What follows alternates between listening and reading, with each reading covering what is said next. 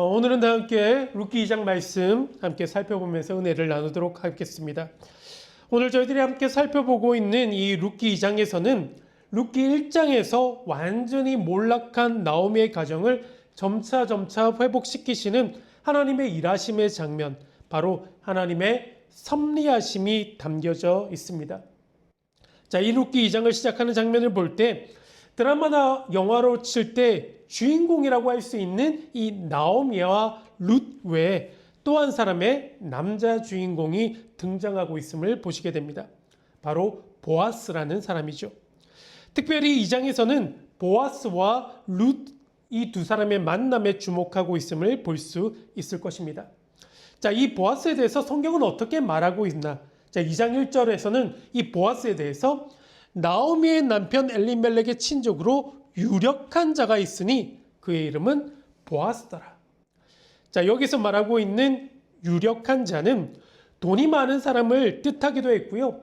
그런데 성경에서는 이 단어가 더욱더 흔하게 쓰인 예가 힘세고 용맹한 장수를 지칭할 때 주로 사용된 단어이기도 했습니다. 자, 그러니까 이 보아스는 돈만 많은 사람이었던 것이 아니라 영적으로, 도덕적으로, 사회적 모든 측면에서 다른 사람들로부터 존경을 받고 있었으며 그 지역에서 상당한 영향력을 미치고 있었던 사람이었음을 알 수 있습니다. 그러니까 그 지역에 굉장한 힘을 가진 유지였던 것이죠. 자, 그런데 오늘 본문에서는 이런 유력한 자와 그리고 과부이자 이방 여인이었던 룻, 이 두 사람의 첫 만남 그리고 이어지는 대화가 기록되어 있습니다.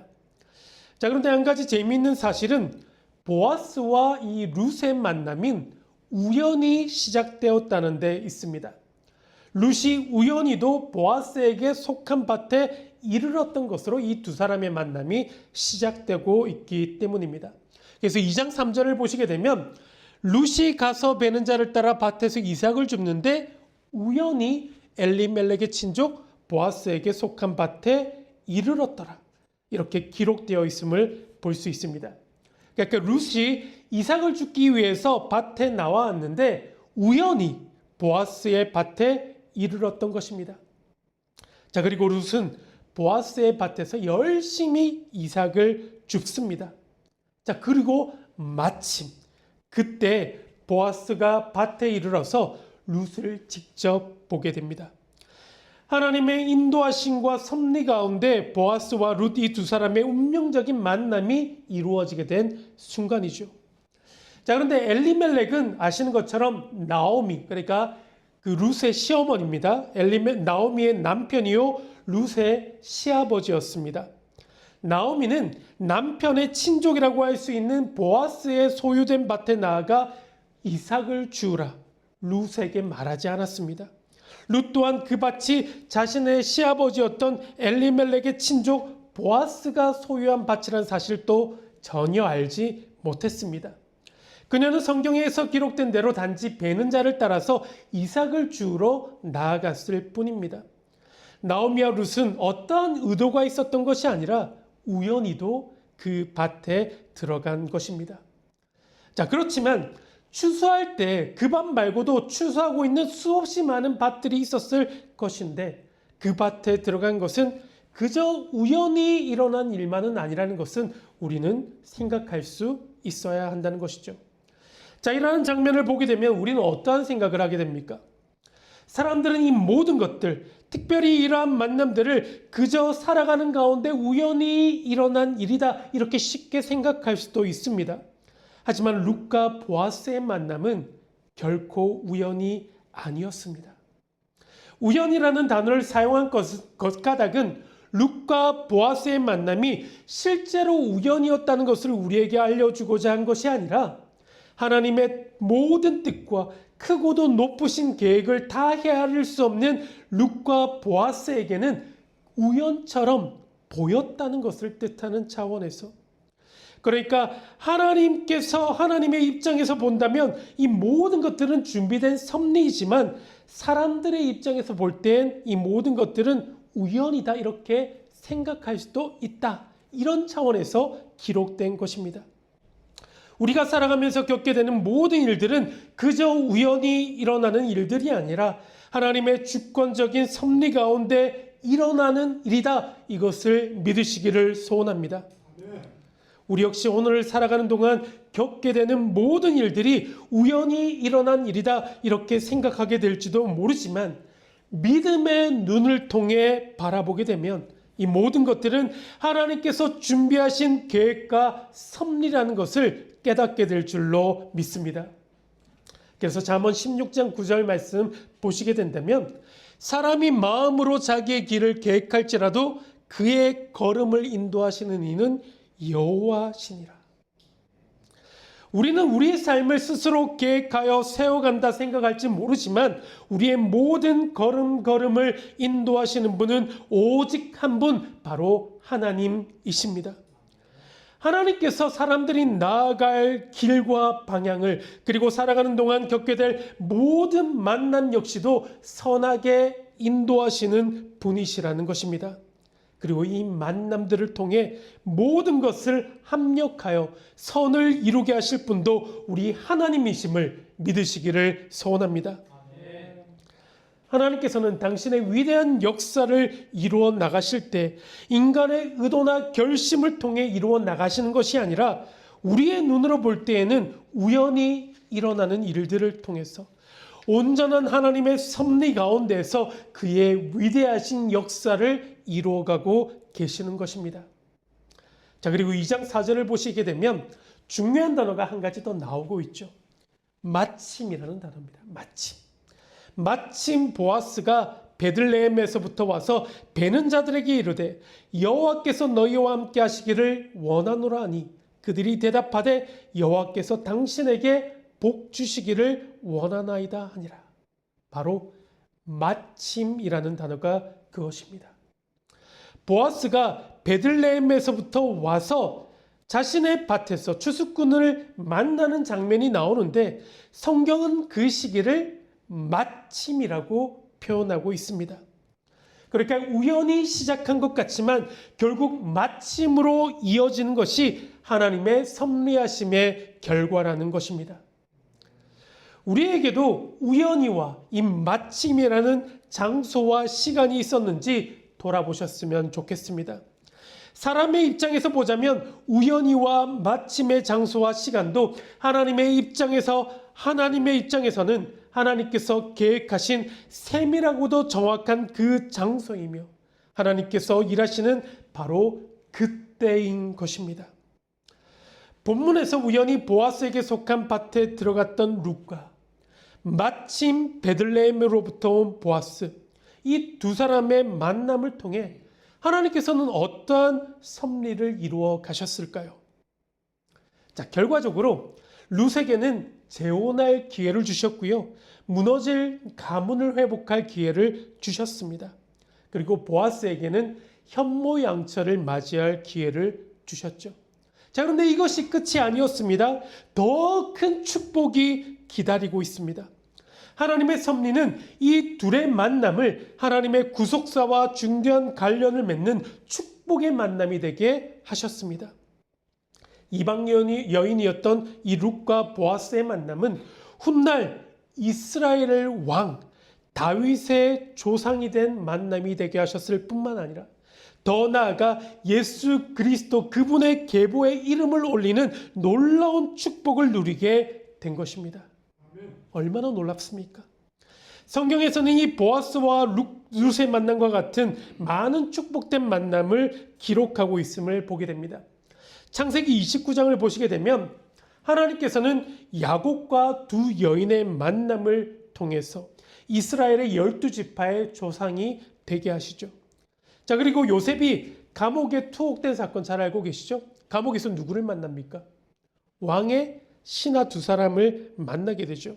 이 만남을 통해서 요셉은 애굽의 총리가 되는 길로 인도를 받게 됩니다. 엘리사가 스승 엘리야를 만나는 장면도 한번 생각해 보시길 원합니다. 엘리사는 끝까지 스승인 엘리야를 따릅니다.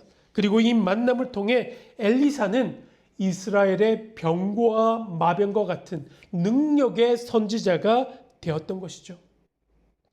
자, 오늘 본문에서 기록된 보아스와 룻의 만남과 함께 성경에 기록되어 있는 이 모든 만남들은 너무도 위대한 만남이었습니다. 하지만 이와 같은 만남보다 더욱더 중요한 만남, 세상 무엇과도 비교할 수 없는 가장 위대한 만남이 여기에 있습니다. 그것은 바로 우리의 한 사람 한 사람이 예수 그리스도 그분을 만난 사건입니다. 영접하는 자, 그 이름을 믿는 자에게 하나님의 자녀가 되는 권세가 주어진 만남, 예수 그리스도를 만난 위대한 사건이 바로 그것입니다.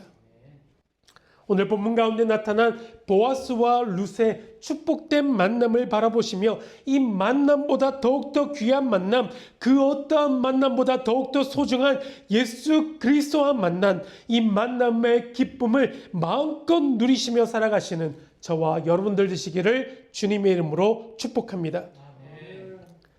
자, 이제 오늘 본문인 8절에 이르러서 보아스의 룻의 만남 이후 이제 본격적인 대화를 담고 있는 부분이 나옵니다. 자, 오늘은 이 본문의 말씀을 중심으로 우연히가 마침내로 이어지는 하나님의 놀라운 섭리 속에서 살아가는 우리들에게 반드시 필요한 삶의 모습은 어떠한 것인지 함께 살펴보도록 하겠습니다. 자, 먼저 8절과 9절 말씀 우리 함께 봅니다.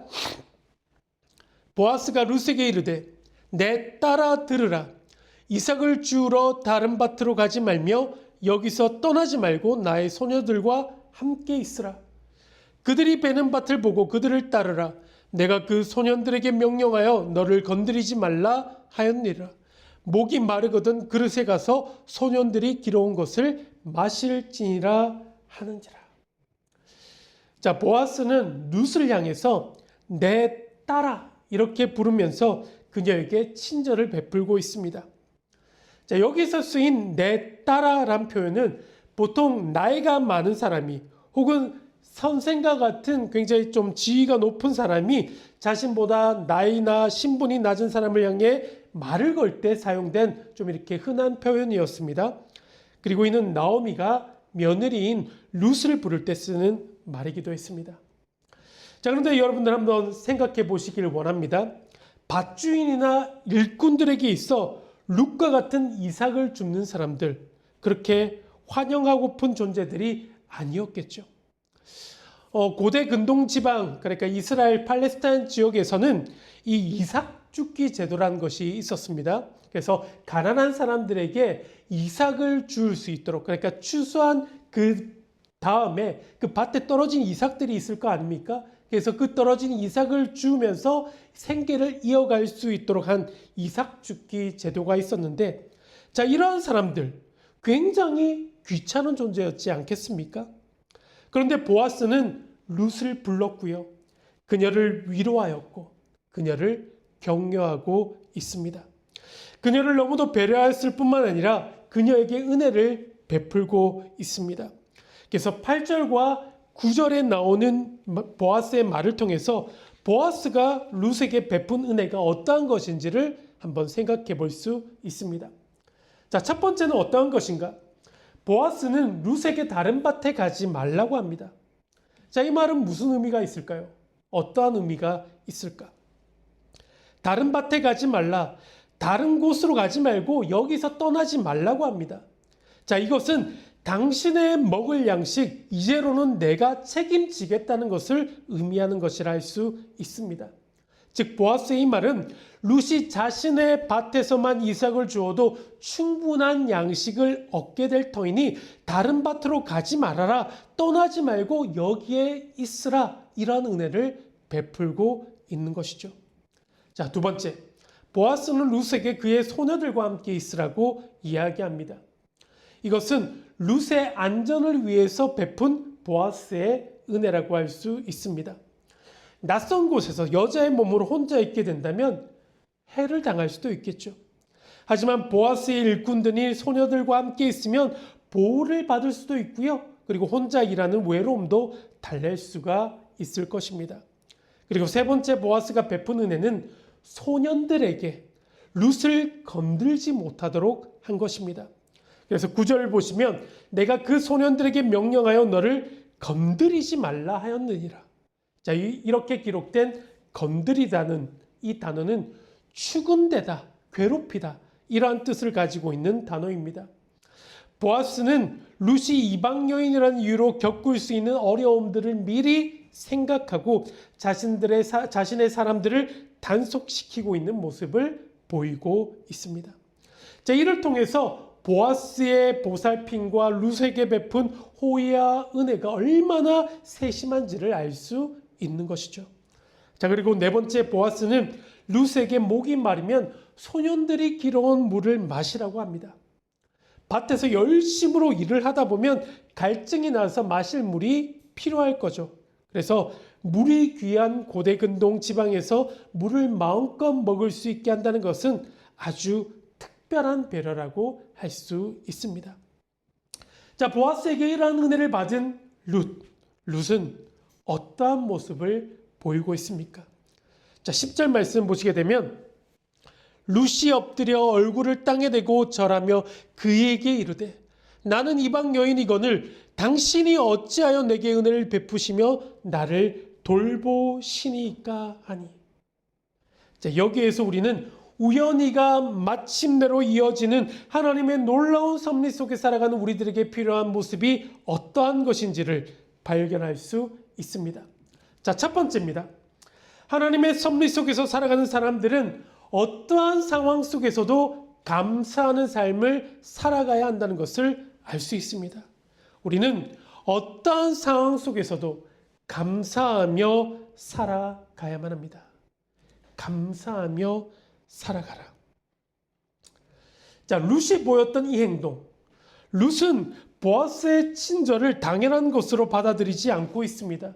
룻은 엎드려서 땅에 얼굴을 대고 절하고 있습니다. 이것은 최고의 감사와 존경을 표현하는 행동이라고 할 수 있습니다. 이방 여인에 불과한 자신에게 베풀어주고 있는 은혜에 대해서 자신이 할 수 있는 최고의 감사를 표현하는 모습이라고 할 수 있습니다. 자, 우리는 누군가가 베푼 호의나 친절, 너무도 당연한 것이라 생각할 때가 얼마나 많이 있었습니까? 호의가 계속되면 그것이 권리인 줄 알고 착각하며 살았던 적이 얼마나 많이 있었습니까? 그리고 그 가운데에도 우리가 받고 누리고 있는 이 구원이라는 놀라운 선물, 하나님의 아들이신 예수님께서 자신의 몸과 피를 모두 흘려주심으로 허락해 주신 이 구원을 당연한 것이라 생각하며 살았던 때가 얼마나 많이 있었습니까? 우리는 오늘 룻의 모습에서 이러한 우리의 모습을 돌아볼 수 있어야만 합니다. 룻은 보아스가 베푼 은혜에 엎드려 얼굴을 땅에 대고 절함으로 자신이 드릴 수 있는 최고의 감사의 모습을 보이고 있기 때문입니다. 오늘 우리도 우리가 선물로 받은 이 구원의 기쁨과 감격을 가슴속 깊이 새기며 최고의 감사와 찬양을 하나님께 올려드리는 삶을 살아가야만 합니다. 구원의 은혜를 누리는 자로서, 구원의 은혜를 선물로 받은 자로서 그의 합당한 감사하는 삶의 모습을 하나님께 올려드리는 저와 여러분들 되시기를 주님의 이름으로 축복합니다. 아멘. 어떠한 상황 가운데에서도 감사하는 삶을 살아가라. 자, 이와 같은 룻의 모습에 보아스는 어떠한 말로 대답하고 있는지 계속해서 살펴봅니다. 자, 11절과 12절 말씀입니다. 보아스가 그에게 대답하여 이르되 내 남편이 죽은으로 내가 시어머니에게 행한 모든 것과 내 부모와 고국을 떠나 전에 알지 못하던 백성에게로 온 일이 내게 분명히 알려졌느니라. 여호와께서 내가 행한 일에 보답하시기를 원하며 이스라엘의 하나님 여호와께서 그의 날개 아래에 보호를 받으러 온 내게 온전한 상 주시기를 원하노라 한지라. 자, 보아스는요 이미 알고 있었습니다. 룻의 남편이 죽은 후에 시어머니를 위해 어떠한 헌신을 보였는지, 그리고 홀로 된 시어머니를 위해서 희생을 각오하며 자신이 살던 땅을 떠나 머나먼 이스라엘까지 온 일에 대해서 잘 알고 있다, 이렇게 룻을 위로합니다. 그리고 더 나아가 룻에게 복을 빌어주고 있습니다. 하나님께서 룻이 행한 일을 따라 그녀에게 보상해 주실 것이다 이야기합니다. 그리고 보아스는 룻을 축복하면서 전능하신 이스라엘 하나님 여호와 그 하나님의 날개 아래에 있다는 사실을 상기시켜 줍니다. 그의 날개라는 것은 굉장히 비유적인 표현입니다.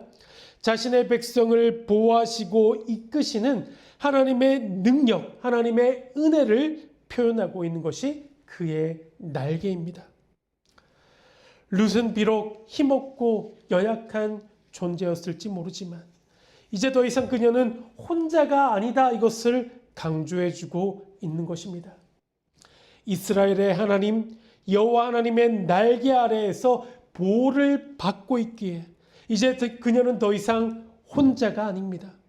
누구보다 연약한 존재에서 하나님과 함께함으로 누구보다 강한 존재가 되었습니다. 이제 앞으로 하나님의 인도하심과 보호하심을 받게 될 것이다. 하나님의 충만하고 풍성하신 은혜가 그녀의 삶을 덮게 될 것이라는 축복의 말이 바로 보아스가 룻에게 전하여 주고 있는 말인 것이죠. 바로 이 장면에서 믿음으로 살아가는 사람들에게 필요한 삶의 모습이 어떠한 것인지를 우리는 발견할 수 있습니다. 본문을 통해 두 번째로 발견할 수 있는 것은 바로 하나님의 섭리 속에서 살아가는 사람들의 삶을 하나님께서는 언제나 지켜보고 계시다는 사실입니다.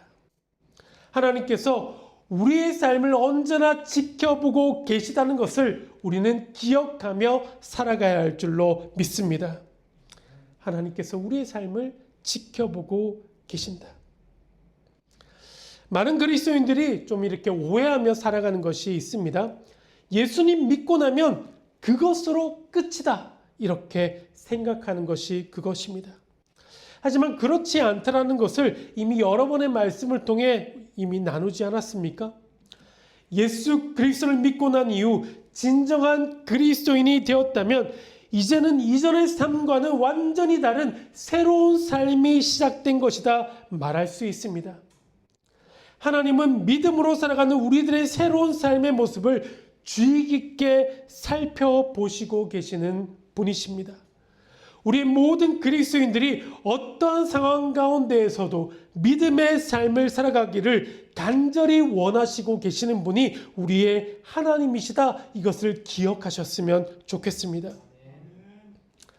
본문에서 보아스가 룻에게 호의를 가지게 된 건 역시 룻이 보여준 바로 믿음의 삶, 바로 이러한 모습 때문이었습니다. 그래서 11절 말씀을 다시 보시게 되면 보아스가 그에게 대답하여 이르되 내 남편이 죽은으로 내가 시어머니에게 행한 모든 것과 내 부모와 고국을 떠나 전에 알지 못하던 백성에게로 온 일이 내게 분명히 알려졌느니라. 그러니까 룻, 너의 남편이 죽은으로 내가 시어머니에게 행한 모든 일을 나는 알고 있었다. 너의 부모와 고향을 떠나 알지도 못하는 나라에 살려고 온 모든 일을 이미 알고 있었다. 보아스는 이러한 고백을 하고 있는 것입니다. 룻이 시어머니인 나오미에게 보여준 효심을 알고 있었고요. 그리고 하나님을 향해 보인 순수한 믿음을 알고 있었고, 보아스는 이러한 룻의 이러한 점들을 높이 평가했던 것입니다. 사람인 보아스가 룻에 대해서 이처럼 자세히 알고 있는데 전지전능하신 하나님은 과연 어떠하겠습니까? 사람의 머리털까지도 세시는 바 되시는 하나님께서 우리가 보여주는 믿음의 삶에 대해서 너무도 잘 알고 계시지 않겠습니까?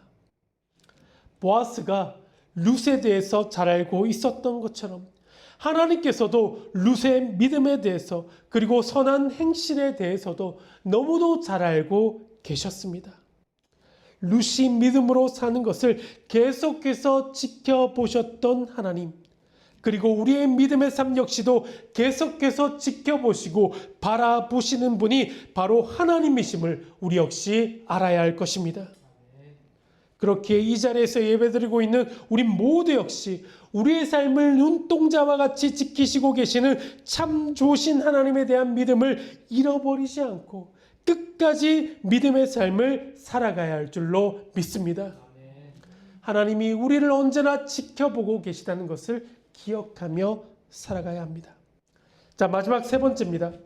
우연히가 마침내로 이어지는 하나님의 섭리 속에서 살아가는 사람들에게 하나님께서는 반드시 가장 좋은 것으로 보답하시는 분이심을 우리 모두는 알아야 한다. 오늘 본문은 우리에게 말씀해 주고 있습니다.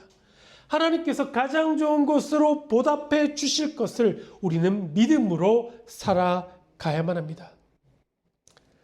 하나님께서는 이처럼 감사하는 삶, 그리고 믿음으로 살아가는 사람들의 삶을 눈동자와 같이 지켜보고 계시는 이유가 있습니다.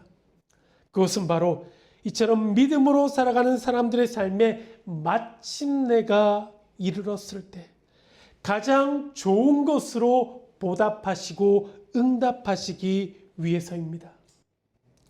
우리가 진실한 믿음을 가지고 우리의 삶을 살아갈 때 그 모습을 보시고 반드시 응답하여 주시고 반드시 보답하여 주시고 풍성히 채워주실 분이 바로 우리 하나님이심을 기억하시기를 소원합니다.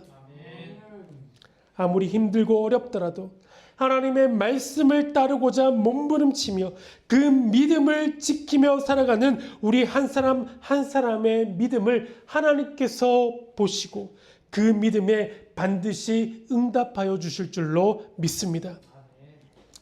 보아스가 룻에게 12절을 통해 이렇게 이야기합니다. 여호와께서 내가 행한 일에 보답하시기를 원하며 이스라엘 하나님 여호와께서 그의 날개 아래 보호를 받으러 온 내게 온전한 상 주시기를 원하노라 하는지라.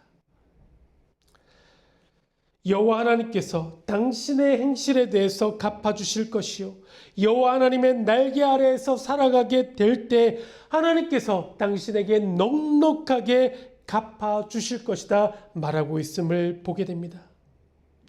그리고 이 말과 같이 이후 룻의 삶에 하나님의 풍성한 은혜가 차고도 넘치게 되었음을 여러분들 바라보시기를 원합니다. 믿음으로 살 때 하나님께서 반드시 도와주실 것입니다. 하나님께서 반드시 채워주실 것을 믿음으로 살아가시는 모든 성도님 되시기를 주님의 이름으로 축복합니다. 미국의 신학자 칼 헨리는 이렇게 말했습니다. 풍성한 삶의 비결은 당신의 책임이 아니라 하나님의 능력에 대한 당신의 반응입니다. 말씀을 정리합니다. 하나님의 말씀과 동떨어져 살아가고 있는 세상의 풍토와 문화 속에 살아가고 있다 하더라도 우연히를 마침내로 이루어 가시는 하나님의 놀라운 섭리를 믿음으로 감사하며 살아가는 사람들을 통해서 하나님의 말씀을 우리 현실의 복판에서 각자의 삶의 한 복판에서 실현시키고자 분투하는 사람들을 통해 하나님께서는 놀라운 일들을 이루어 가실 것을 믿음으로 살아가시는 사랑하는 모든 성도님들의 귀한 삶 되시기를 우리 주님의 이름으로 간절히 축복하며 축원드립니다. 아멘. 이 시간 말씀을 기억하며 우리 함께 찬양할 때 우리 실수가 없으신 하나님, 우리를 향하여 놀라운 계획을 가지시고 그 일을 마침내 이루실 하나님, 우리를 가장 좋은 길로 완전한 길로 이끄실 하나님에 대한 믿음을 가지고 하나님의 부르심, 이 찬양의 고백 함께 올려드리고 오늘 결단의 기도로 오늘 예배 마무리하겠습니다. 하나님의 부르심 함께 찬양합니다. 인간의 눈으로 볼 때에는 우연히 일어난 일일 수밖에 없지만 하나님께서는 그 모든 것들을 계획하시고 이루어 가시는 분이심을 오늘 말씀을 통해 깨닫게 하시니 감사를 드립니다. 우연히를 마침내로 이루실 하나님의 그 놀라우신 섭리하심을 믿음으로 살아가게 하시고 언제나 하나님께 감사하는 삶, 우리의 믿음을 지켜내는 삶, 그리고 하나님께서 반드시 채워주실 것을 바라보며 기대하며 믿음으로 살아가는 저희들 되게 하셔서 주님 다시 오시는 바로 그날에 잘하였다 칭찬받는 하나님의 종들 우리 모두 다 되게 하여 주시옵소서. 이제는 우리 주 예수 그리스도의 은혜와 하나님 아버지의 극진하신 사랑하심과 성령님의 감화감동 교통하심의 은혜가 우연히를 마친 대로 이루어 가실 하나님의 놀라운 섭리하심을 언제나 믿음으로 살아가기를 소원하며 결단하는 이 자리에 머리 숙인 사랑하는 모든 성도님들의 삶과 삶의 자리 가운데 지금부터 영원토록 함께하여 주시기를 우리 주 예수 그리스도를 받들어 간절히 축원드리옵나이다. 아멘. 다시 한번 성경의 단비를 부소서. 마른 심령 위에 생명의 비가 내리게 하소서. 다시 한번 우리 새